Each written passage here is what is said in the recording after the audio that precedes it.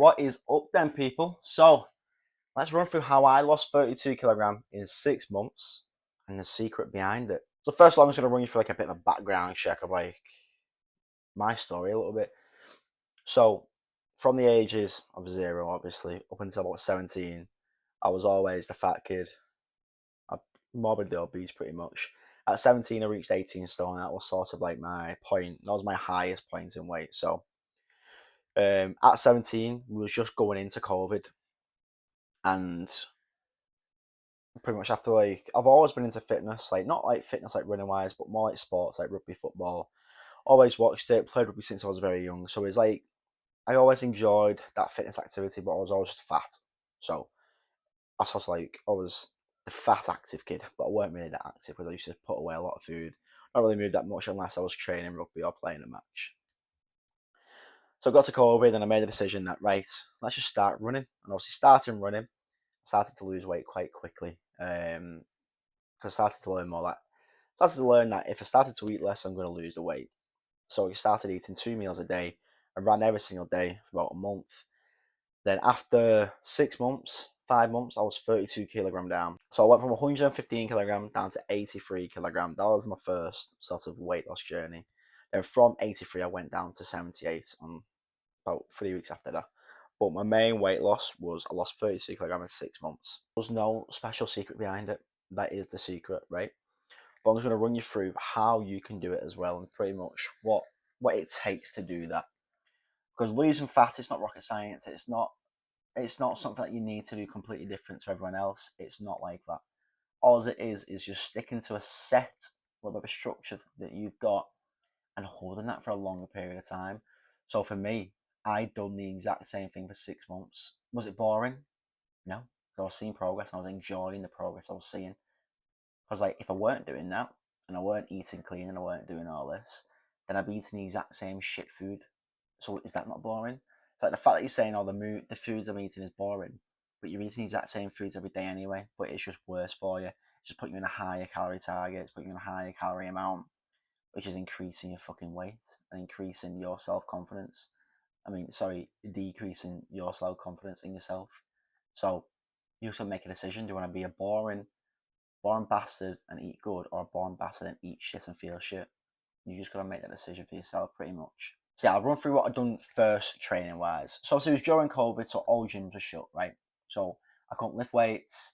The only thing I could do was outdoor activity, which was running, cycling, and a few home workouts.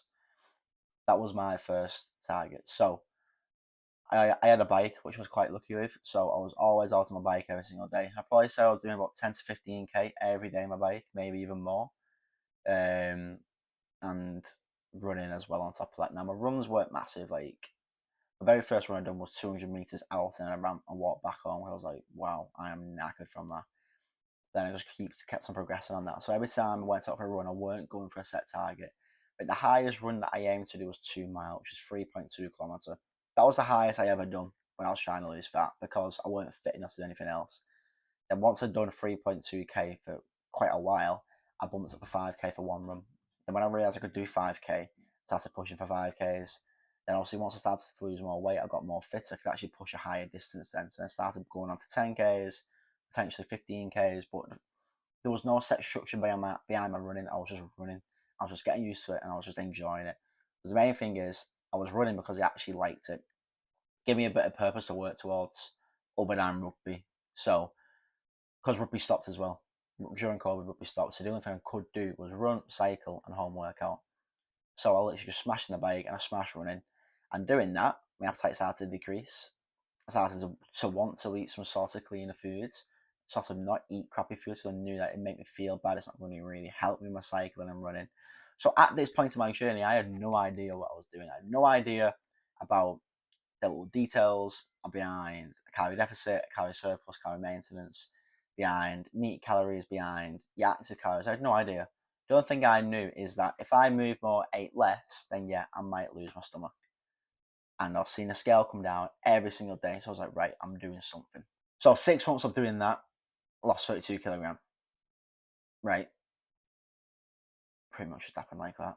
So there was no special secret to it. It was just prolonged consistency, and it worked out.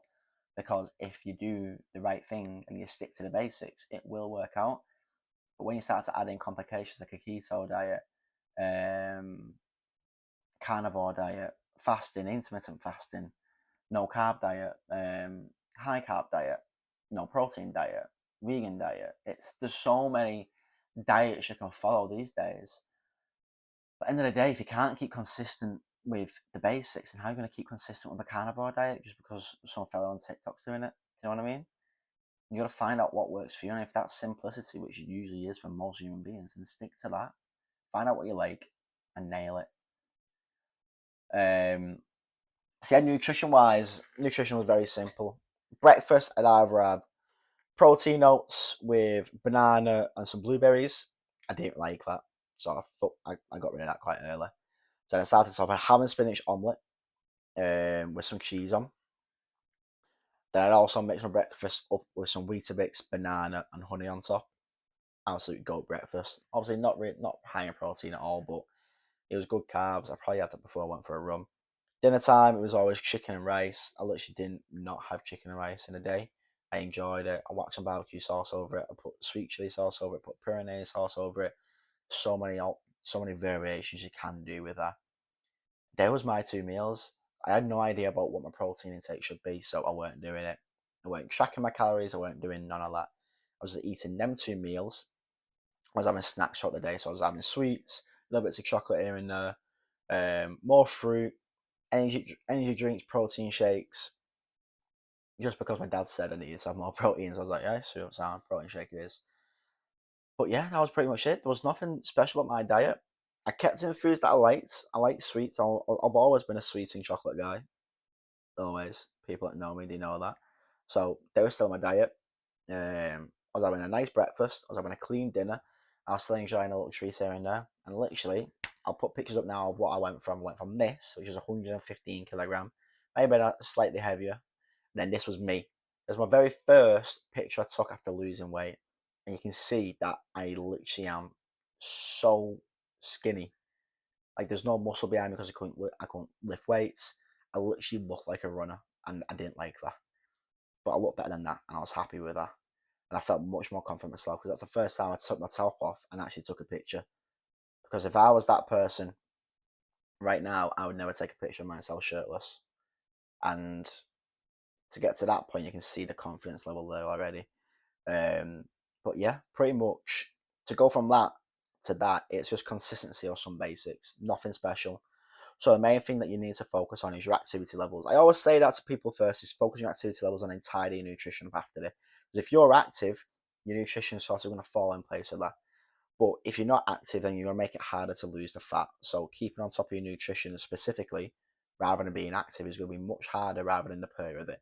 And also, if you've got certain situations in your life where you can't really be as active as you'd like to be, then you can still lose fat with just your nutrition. You can lie in bed and still lose fat every single day because of, let's say, your thermodynamic system works. Like that's just how it works. That's how it is.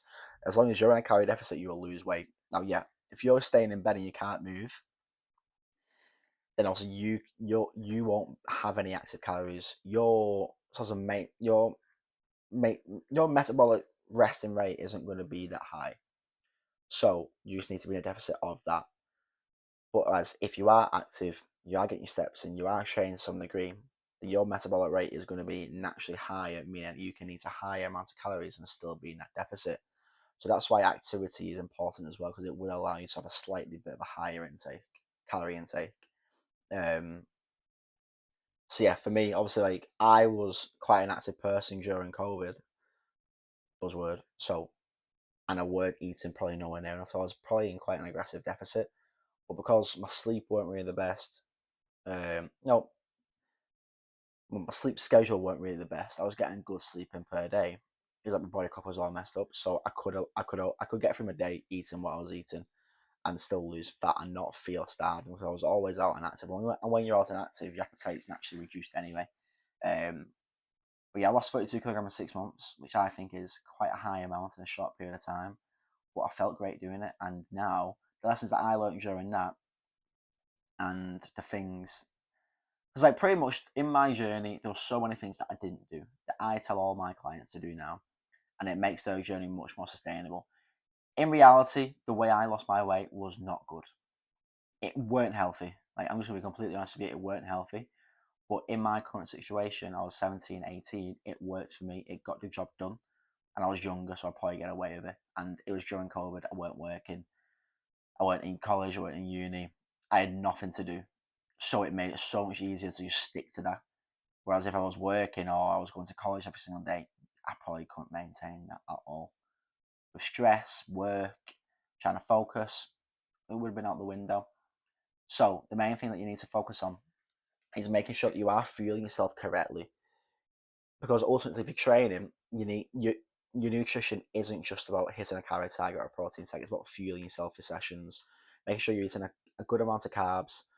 Protein wise, probably if you're a male, you want to aim for 1.6 gram to 2 gram per kilogram body weight. If you are a beginner, obviously, if you're a bit more experienced in the gym, you can look at bumping up to 2 gram to 3 gram per kilogram. If you're a lady, you want to aim for 1.4 gram to 1.6. If you're a beginner, per kilogram body weight. If you're a bit more experienced in the gym, obviously you're a bit more experienced at hitting a protein target, you'll look to bump it up to 1.6 to 2 gram per kilogram body weight. Just because obviously it's going to help you recover faster, you're going to build more lean mass, you're going to feel better within yourself as well. And obviously you're not going to, protein's quite lean in calories, whereas carbs can quite typically are usually higher. Um, but yeah, the main thing I focus on now and tell my clients to do is eat higher protein target, fuel yourself for your training sessions, make sure you are active, and to get a set meal time set up around your day to day. If your meal times are varying all the day, all the time, your body's not going to adapt to what you're currently doing. So you're going to find it quite hard to set to a structure and stick to that. So if you've got a set meal time that you're actually eating, you're going to find it much easier because your body is going to be used to that eating clock. Because if it's changed all the time and you're eating at 8 instead of 10, your body's going to get to 10 and be like, oh, I'm hungry again now. So stick to a set meal time, your body will adapt, and it's going to be much easier for your body to control them cravings as well.